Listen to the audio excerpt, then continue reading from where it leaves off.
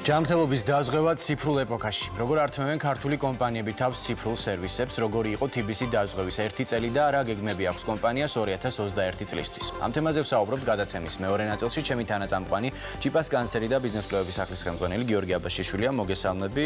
ჩვენს კითხვებს კი TBC დაზღვევის ჯანმრთელობის დაზღვევის დირექტორი ნინო გაჩიჩილაძე უპასუხებს. მოგესალმებით და მადლობა ბიზნეს პარტნიორთან თანამშრომლობისთვის. საინტერესოა TBC-ის დაზღვევას ჯანმრთელობის დაზღვევის მიმართულებით რამდენი კომპანია და ადამიანი გყავთ დაზღვეული და პანდემიის პირობებში როგორ მოახერხეთ ადაპტირება, რა ახალი სერვისები შესთავაზეთ თქვენ მომხმარებელს?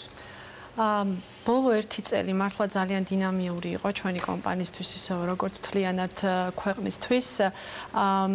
დღევანდელ დღეს მინდა ძალიან სიამაყედ გითხრათ, რომ 220-ზე მეტმა კომპანიამ გვანდო თავისი თანამშრომლების ჯანმრთელობის დაზღვევა.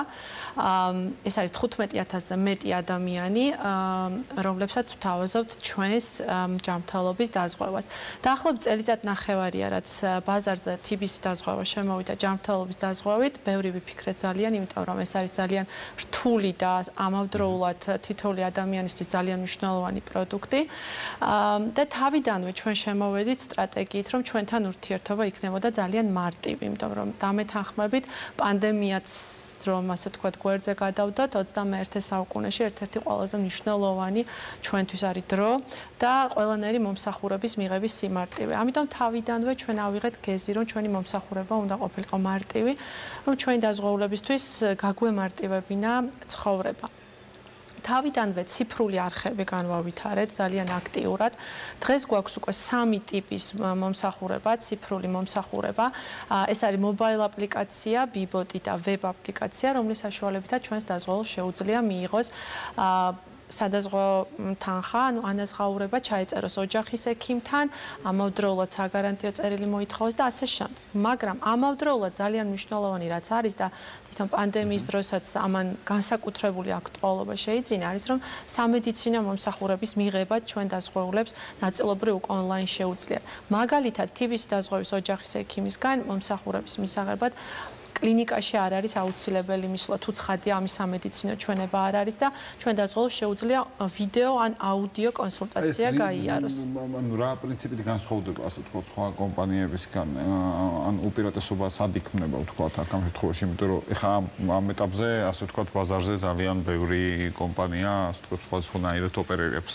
კი ბატონო, თავიდან სანამ შევიდოდით ბაზარზე აღვნიშნეთ კიდევ ძალიან მაღალი იყო კონკურენცია და შევისწავლეთ ძალიან კარგად რა სჭირდებოდა იმ სეგმენტს, რომელზე შესვლასაც ჩვენ ვაპირებდით. აქვე აღვნიშნავ, რომ ჩვენ მხოლოდ კერძო კომპანიების დაზღვევით ვართ დაკავებული და ძალიან ესე ნიშურად შევისწავლეთ დაკავებული, ასე ვთქვათ, ოფისში მომუშავე ადამიანების საჭიროებები და გამოვლინდა, რომ არა მარტო სადაზღვეო პროდუქტის მიღება არის ონლაინ ძალიან მნიშვნელოვანი, არამედ სამედიცინოს. ამიტომ თავიდანვე ჩვენ ფაქტობრივად ამაზე გავაკეთეთ აქცენტი. ძალიან ბევრი სადაზღვეო კომპანია არის ბაზარზე, მაგრამ ნამდვილად შემიძლია გითხრათ, რომ ციფრული არხებით, ონლაინ მომსახურებით და დისტანციური მომსახურებით TBC დაზღვევა გამოირჩევა. იმით, რომ მომსახურება არის მარტივი ძალიან და არის ასევე მრავალფეროვანი. მე ტყუილა არ აღვნიშნე ოჯახის ექიმის ონლაინ კონსულტაციაც განსაკუთრებით დღეს ეს ძალიან აქტუალური. ძალიან ხშირად იყო ხოლმე ნათქვამი, რომ ყოველთვის არ არის აუცილებელი რომ მივიდე კლინიკაში იმისთვის რომ თქვა სადაზღვეოს ოჯახის ექიმის მომსახურება მივიღოთ. და ვეთანხმები ჩვენ დაზღვეულებს ნამდვილად, იმიტომ რომ არის რაღაცა ტიპის მომსახურებები, რაც სავსებით რეალურად სტატისტიკაც კი არსებობს, რომ დაახლოებით 80% შემთხვევაში პაციენტს არ სჭირდება კლინიკაში მისვლა და შეუძლია ვიდეო ან აუდიო კონსულტაციითაც კი ისარგებლოს. ეს რა თქმა უნდა ჩვენ გავითვალისწინეთ და ამიტომ ამ შემთხვევაში ამ ვიდეო და აუდიო კონსულტაციას, ონლაინ კონსულტაციას თქვენთან როგორ ადასტურებს დაზღვევასთან შემდეგ? ანუ სხვა სადაზღვეო კომპანიების შემთხვევაში მაგალითად საჭირო რომ წარადგინო გადახდის კვითარი და მსგავსი ატრიბუტები. თქვენ შემთხვევაში როგორ ხორციელდება ეს პროცესი, რა შეასიმართლეთ? ეს როდესაც ოჯახის ექიმთან გადის კონსულტაციას ჩვენ ოჯახის ექიმი თვითონ ელექტრონულად ახდენს ამ დოკუმენტაციის ფორმირებას და შემდგომ თუ საჭირო არის შესაბამის კლინიკაში აგზავნის ელექტრონულადვე ამ დოკუმენტაციას და რა თქმა უნდა თავად დაზღვეულსაც უგზავნის ელექტრონული ფოსტით. ანუ ეს მთლიანად არის ელექტრონულად წარმოებული. თუმცა რა თქმა უნდა, როდესაც არის სამედიცინო ჩვენება, აუცილებელი არის რომ დაზღვეული მივიდეს კლინიკაში და იქ უკვე დოკუმენტაციას ხელზე აიღებს ოჯახის ექიმის მხრიდან. აი არსებულ ვითარებაში ასე ვთქვათ პანდემიის პერიოდში ხო ვთქვათ ეს ნაწილიც აღნიშნეთ, მაგრამ მაინც მინდა თქვა რომ ანუ რა ძირითადი გამოწვევები იყო ვთქვათ ან არის აი ამ თემაზე რომ ცოტა უფრო ფართოდ ვისაუბროთ, იმიტომ რომ რეალობა არის ის რომ ანუ ყველა შეგვეცვალა ასე ვთქვათ რეალობა ცხოვრებაში. და შესაბამისად აქ სადაზღვევო კომპანიებს ერთიორად ეკისრებათ პასუხისმგებლობა, ხო? ამ მართულებით რაიმე განსხვავებული გვაქვს თქვათ, ანუ რითი შეიძლება ვიყოთ კონკურენტულები თუ არა და ანუ იმიტომ რომ ძალიან ხშირია ხოლმე ასე ვთქვათ ეგრეთ წოდებული რა რეალური ჩივილები ასე ვთქვათ მოქალაქეებისგან რომ რაღაცა ისე ვერ ხდება როგორც საჭიროა და ამ მართულობით თქვენ როგორ ხართ ასე რომ პირდაპირ თქვა აბსოლუტურად გეთანხმებით რომ სრულიად შეგვეცვალა რეალობა და ძალიან სწრაფად მოვახდინეთ ადაპტაცია ფაქტიურად პირველივე ანუ აპრილში როდესაც უკვე ეს ლოკდაუნი გამოცხადდა და სრულად გავდისტანციურდით მთლიანად ჩვენი დეპარტამენტი და ჩვენი ოჯახის ექიმები მთლიანად დისტანციურ რეჟიმზე გადავერთეთ და ეს ფაქტიურად მოხდა რამდენიმე დღეში, იმიტომ რომ როგორც აღნიშნეთ, თავიდანვე ჩვენ ძალიან კარგად გვქონდა განვითარებული დისტანციური სერვისები.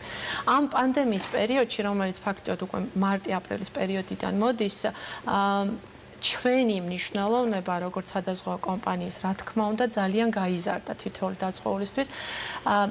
მინდა გითხრათ, რომ ბევრად უფრო დიდი არის ისეთი დაზღვეულების რაოდენობა, ვისაც ეშინია რა მოხდება იმ შემთხვევაში, თუ თქვათ, COVID დადასტურებული იქნება და COVID ასე თქვათ, მისი პასუხი იქნება. ამ კუთხით გვაქვს რაიმე კონკრეტული ტიპის პაკეტი თუ ჩვენი ჯანმრთელობის დაზღვევის ნაწილში, ანუ COVID ხარჯებს, ასე ვთქვათ, ფინანსურ ხარჯებს თავიდან ბოლომდე ჰოსპიტალიზაციას და ჰოსპიტალში მკურნალობას თავიდან ბოლომდე აფინანსებს სახელმწიფო. ჩვენი მხრიდან გეტყვით, აი როლი როგორ გაიზარდა, ხო დინამიურად ვითარდება ძალიან ეს ყველაფერი. ძალიან დიდი რაოდენობა არის ჩვენი დაზღვეულების, რომელსაც არა აქვს COVID-ი, მაგრამ მაგალითად არის საეჭვო კონტაქტი, ან აქვს რაღაცა სიმპტომები. ესეთი ადამიანების რაოდენობა არის ბევრად უფრო დიდი და ამ შემთხვევაში მარტო ფინანსური მხარე არ არის. ამ ადამიანებს ჭირდებათ ფსიქოლოგიური მხარდაჭერა და მეორეს მხრივ რაღაცა გაიდლაინები, ასე ვთქვათ, როგორ იმოქმედონ, ხო? ანუ ჩვეულებრივმა ადამიანებმა არიციან, აი მაგალითად სახლში არის, იცავს წესებს და აუწიეს სიცხემ, როგორ მოიქცეს.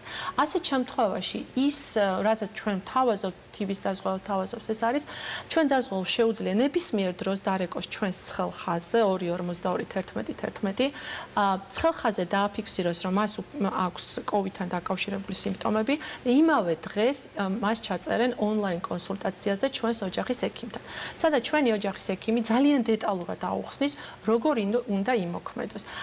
რამდენი სარგებლობს თუ გაქვთ მონაცემები ამ მომსახურებთ, რამდენად დიდია მომართვიანობა? ძალიან დიდია, ეს რაოდენობის თქმად გამიჭირდება, რა თქმა უნდა, მაგრამ დიდია. ჩვეულებრივი კითხვებითაც რეკავენ, ხო? ანუ სხვადასხვა თემასთან დაკავშირებით და მართალია ჩვენ, ასე ვთქვათ, და აი მაგის გაყოფა ვთქვათ, აი COVID-ზე რამდენი მოგმართავთ, აი ამ ეს ნაწილი ხომ არ გაქვთ? ვიდრე ჩვეულებრივი პაციენტები?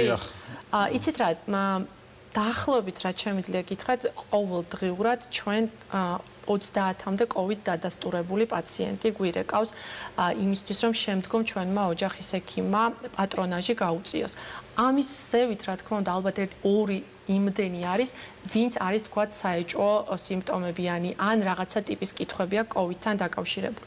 რაოდენობა არის დიდი, თუმცა რა თქმა უნდა, იმავე წარმატებით და იმავე შემართებით ვემსახურებით ისეთ პაციენტებსაც, რომლებსაც COVID-თან დაკავშირებული თქვათ მომსახურების მიღება არ უნდა, ჩვეულებრივ რეჟიმში უმუშაოთ. ხო, ეს ნაწილი მინდა მე აღმენიშნა ზუსტად რა, რომ აი თქოს ხომ არ არის სიტუაცია, რომ ანუ სადაზღვევო კომპანიები თქო ამ შემთხვევაში თუნდაც თქვენ აი გადაერთნენ მხოლოდ კოვიდის მიმართულებით თქო და გამორჩა, იმიტომ სხვა დაავადებები თითქოს გაქრა და სინამდვილეში არ გამქრალა არსად.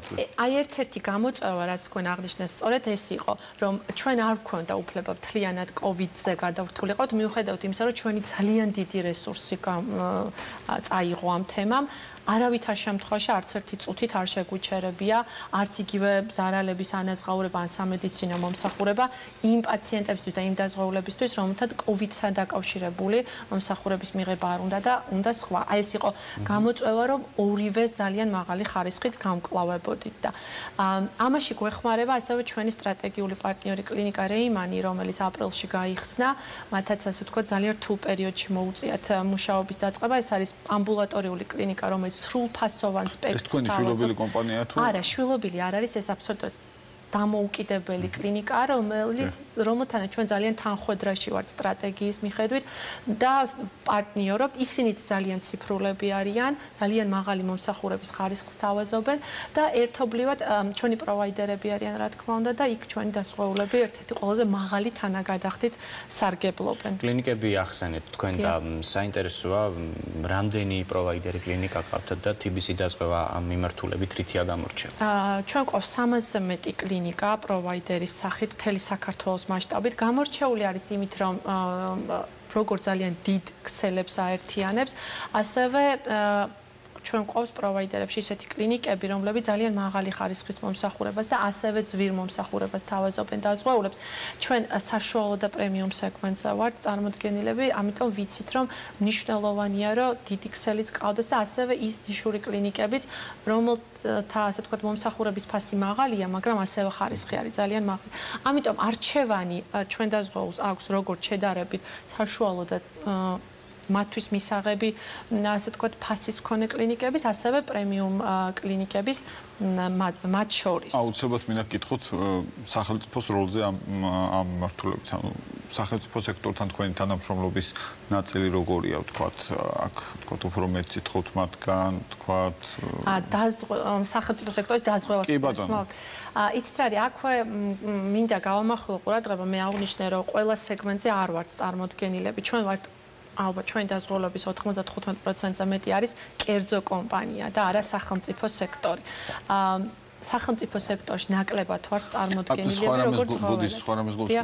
ანუ იგივე თქვენი თუნდაც კერძო სექტორის მიმართულებთან სახელმწიფოსთან კომუნიკაცია როგორია, ასე ვთქვათ, თქვენი სადაზღვევო მიმართულებით ჯანდაცვის სექტორთან, ასე შემდეგ, რომ რაღაცა სინქრონიზაცია არის თუ პრობლემებია? სახელმწიფოს ჯანდაცვის პროგრამის მიხედვით, რა თქმა უნდა, ჩვეულებრივად ეს აწყობილი, ანუ არის სახელმწიფო პროგრამა, რომელიც გარკვეულ ტიპის სამედიცინო მომსახურებას აფინანსებს და ეს გაწერილი გვაქვს ჩვენ კონტრაქტის მიხედვით დაზღვეულებთან. დაზღვეულება იციან, რომ რაღაცა ტიპის სამედიცინო მომსახურებას, რომელსაც სახელმწიფო აფინანსებს, თანადაფინანსებაში შევდივართ ჩვენ დაზღვეულების შემთხვევაში.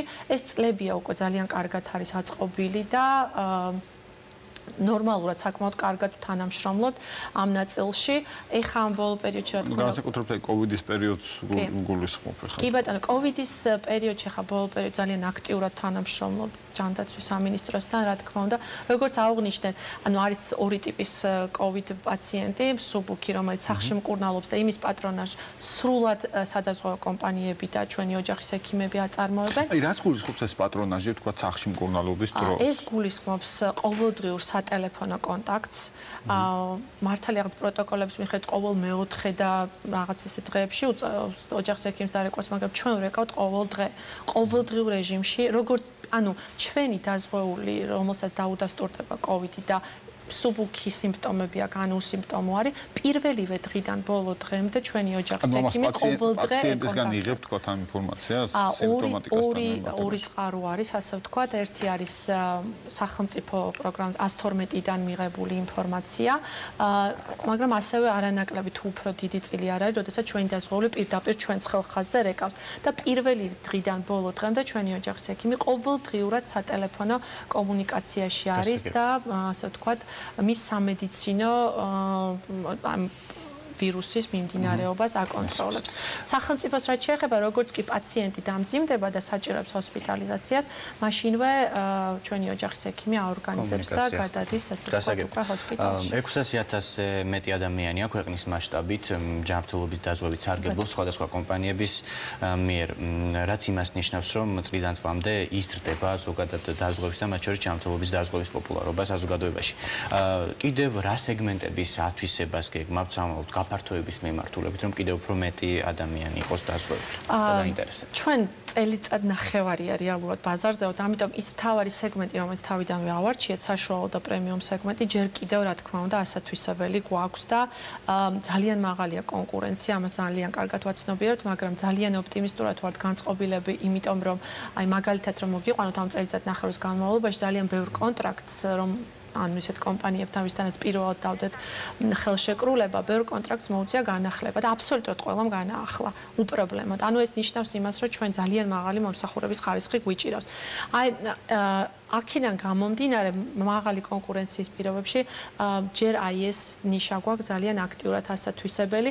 როგორც თქვით, ჩვენ უფრო კერძო კომპანიების სეგმენტზე შევდივართ და ვაპირებთ ამ მიმართულებით. რატო არაპირებთ სახელმწიფოს მიმართულებით? იცით რა, თვისობრივად არის ცოტა განსხვავებული, არაფერი საწინააღმდეგო რა თქმა უნდა არ აქვს, მაგრამ ჩვენი სტრატეგია არ არის თავარია რაოდენობა. ჩვენი სტრატეგია არის თავარია მომსახურების ხარისხი. როდესაც უკვე ძალიან დიდ რაოდენობაზე გადიხარ, შესაძლებელი არის ესეთ დადგეს, რა თქმა უნდა, დღესაც. თუმცა ანუ სეგმენტებზე როცა ვლაპარაკობთ, ანუ ანაზღაურებად სეგმენტებზე, შესაძლებელი არსებობდეს თქვა სახელმწიფო ორგანიზაციები გარკვეული ციფრები, თუნდაც რომელიც მათთან თანამშრომლობთ მათთანაც. ანუ ესეც ხაზგასმით არ აქვს, რა თქმა უნდა, მაგრამ აი რატო ვაკეთებ ამაზე აქცენტს, რომ ძალიან დიდი რაოდენობით ერთდროულად გაზრდა შეიძლება გამოიწვიოს მომსახურების გაუარესება. ეს არ გვინდა ჩვენ, რა თქმა უნდა, არ გვინდა. თან ამავდროულად აღნიშნავ, რომ ჩვენი დაზღვევა არ არის იაფი. ჩვენი დაზღვევა არის გამომდინარე იქიდან, რომ ძალიან კარგ პროდუქტს თავაზობთ და ძალიან მაღალი მომსახურების ხარისხს, შესაბამისად ფასიც არ არის, ასე ვთქვათ, ძალიან დაბალი. ამიტომ ესეც გარკვეულწილად უკვე ფილტრავს იმ სეგმენტს, რომელ სეგმენტზე ჩვენ შევალთ. სამომავლოდ ვაპირებთ, რომ კიდევ უფრო განვავითაროთ, ასე ვთქვათ, ის არხები, რომელიც ჩვენთან ურთიერთობას ამარტივებს, ეს არის რა თქმა უნდა ციფრული არხები, ეს არის ონლაინ სერვისი და მომსახურების ხარისხი ყოველთვის იქნება ჩვენთვის პრიორიტეტი. ბოლოს საინტერესოა პაკეტები, ანუ თქვენ ახსენეთ, რომ საშუალო და პრემიუმ პაკეტები გაქვთ. კიდევ არის ჩაშლილი თუ მხოლოდ ეს ამ ორ პაკეტს თავაზობთ და ფასებთან დაკავშირებითაც რო გითხრათ და ასევე საინტერესოა 2021 წლისთვის, მოკლედ რომ გითხრათ, რას შესთავაზებთ თქვენს მომხმარებლებს? ფასების ნაწილში, ასე ვთქვათ, ეს გვაქვს რამდენიმე კონკრეტულად რო გითხრათ 5 სტანდარტული პროდუქტი და ყველაზე იაფიანი იწყება 25 ლარიდან და ზემოთ. ზედა რა თქმა უნდა ზღვარი არ არსებობს, იმის მიხედვით ვთქვათ რა ტიპის მომსახურება უნდა დაზღვეულს და თვითონ კომპანიას. მომავალ წელს ძალიან ამბიციური გეგმები გვაქვს და მნიშვნელოვნად ვაპირებთ რა თქმა უნდა რაოდენობის გაზრდას, იმიტომ რომ ეს პირველი წელი იყო ჩვენი გაცნობის წელი, ასე ვთქვათ და რა თქმა უნდა მიუხედავად იმისა, TBC ბრენდი ძალიან ძლიერი ბრენდი არის. მაინც როდესაც ახალი შემოსული ხარ ამ ბაზარზე, გარკვეული სკეპტიკური დამოკიდებულება იყო. ეს გადავლახეთ და საკმაოდ კარგი სახელი დავიმკვიდრეთ, რაც დაგვეხმარება, რომ მინიმუმ გავორმაგდეთ დაზღვეულების რაოდენობაში და კიდევ უფრო მეტ კომპანიას შევთავაზოთ მომსახურების საუკეთესო ხარისხი. მადლობა. დიდი მადლობა საინტერესო საუბრისთვის, გისურვებთ წარმატებებს. ასეთი იყო ბიზნეს პარტნიორი. დღეს ჩვენ ერთმანეთს შევხვდებით ხვალ 18 საათსა და 30 წუთზე. მადლობთ ყურადღებისთვის, ნახვამდის.